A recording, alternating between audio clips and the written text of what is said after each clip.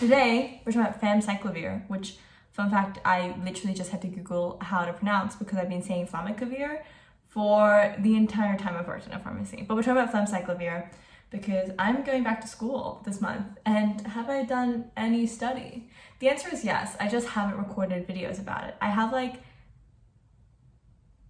it's not that many. I have 3 scripts written that I simply have not talked to you about. But we're doing this here today so that maybe next semester when I need to do this again, I can just look back and I don't have to use my brain. Anyway, today we're talking about cold sore creams, particularly Famciclovir. This is something that is particularly popular at the pharmacy I work at because it's near offices, and fun fact is office workers get a lot of cold sores because they're stressed a lot, so that does suck for them. So what is a cold sore to start off with? I did not know this until I researched this video, but basically it's a tiny blister that forms on the lips, and even though the blister itself is tiny, they can form these clusters, which make them visible to the eye. They tend to be red and raised, and when the blister breaks, which happens because we move our mouths a lot when we talk, they can form these scabs, and these scabs can lead to that kind of rough feeling that the cold sore has. Blisters often feel hot or itchy and tingly. Cold sores actually come from viral infections caused by the herpes virus. It's not the herpes virus you're thinking about, but it's spread by contact with body fluids or contact with the cold sore itself. So don't kiss people with a cold sore, basically. Now, a little fun fact about how viral this infection is. I used to have this lip tint that I really liked, and one time I put it on when I had a cold sore, and then every single time afterwards that I used that lip tint, it gave me an outbreak of cold sores all over my lips. It was incredibly painful. Did it look good? It did, because it gave me bloated my lips. I had a friend who was like, oh my gosh, do you get lip filler? What have you done to your lips? What's the shade? The shade looks super good. And it was because I had a disease. It looked really good, but I did throw out the lip tint because it hurt like hell every single time. It felt like I had a massive sunburn on my lip. So I mentioned earlier that it was a herpes virus, which probably makes you think of an STD, which is super fair because there is a herpes virus, which is an STD, and it's actually called type 2 herpes. That's the full name. And the infection that we get cold sores from are type 1 herpes. Now, type 1 herpes can also lead to genital infections. It's just not as common. So when you have the genital infection of herpes, it tends to be type 2. But type 1 is the one that we deal with if we're looking at a cold sore. Almost everyone has type 1 herpes. 8 in 10 people have it by the time that they are an adult, and you kind of carry the infection for your entire life. The good news is most of the time it is inactivated, so it's not actually going to give you all the symptoms, but it just tends to be living in your body. Now, the reason why cold sores tend to have outbreaks and times where you're really, really stressed, like those office workers, is simply because things like stress and fatigue and periods and skin damage and other illnesses can break down, just kind of destroy your body, and then your body doesn't have the defenses to protect against the herpes virus, and it activates and it will give you cold sores. Now, herpes, as I said, is kind of with you for life, and so there's no way we can cure it, and so all of the drugs and the medicine that we use to fix it kind of are the ways to deactivate it or just mitigate the symptoms. There are a couple of non-pharmacy solutions that we can do.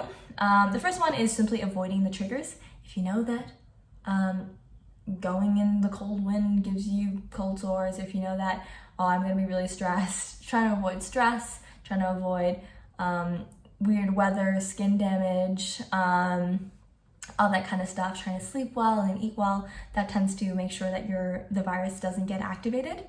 Another way is also being mindful of items that are contaminated. If your partner has cold sores, maybe don't kiss them. Or like with me in the lip tint, I had to chuck out the lip tint because that was really dumb of me to be giving myself a disease every single time I put on this really cute lip tint. Now, people also use lysine cream or patches. Lysine stops the body from absorbing the amino acid arginine, which in turn will stop the virus from reproducing. Despite this being a really, really common solution, the amount of people who come into work getting lysine creams or lysine supplements for their cold sores is a lot of people.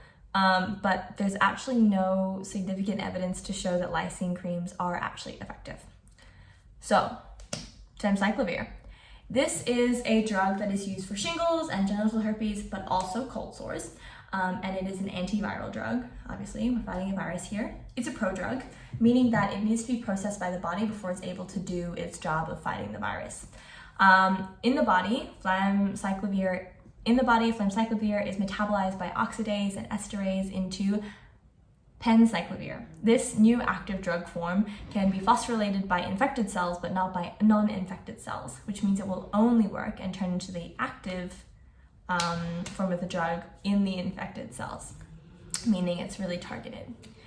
In the cells, after it's been phosphorylated, it changes a bunch and eventually becomes a drug that can inhibit the DNA polymerase of the herpes virus and stops the replication of the virus. For a normal patient with a normal immune system and kidney function, they should be taking a single dose of 1,500 micrograms as soon as they see symptoms. So that's when you start to feel a little tingly in your lips or see the guys. Immunocompromised patients, often patients who have HIV as well as cold sores, they will need to take slower, smaller doses of Famciclovir over a larger period of time. This is kind of impractical because often Famciclovir is sold as a package of just one single tablet because obviously most people are just taking one tablet, and giving them 2 tablets can be kind of risky where it's like, oh, my cold sore is not going away fast enough, let me take a second one. It's like, maybe you shouldn't. Now, Famciclovir is a really good option for people with cold sores because it only needs to be taken once. Creams and patches, which are kind of the other option that we tend to have for people who have cold sores, they can be messy or inconvenient and just like, it's kind of sucks to have a patch on your lips when you're trying to talk, or the creams tend to look really bad and just feel gross on your mouth. You can eat it and it can be weird. In terms of adverse side effects, Famciclovir is also pretty good. There's been reports of headaches and nausea, but there's literally no severe adverse effects that we have discovered yet. It should be said that obviously it shouldn't be given to patients with renal impairment.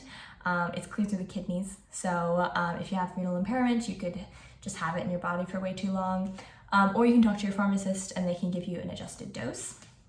Famciclovir is a Schedule 3 medicine, meaning you don't need a prescription, but a pharmacist will need to write a label for it.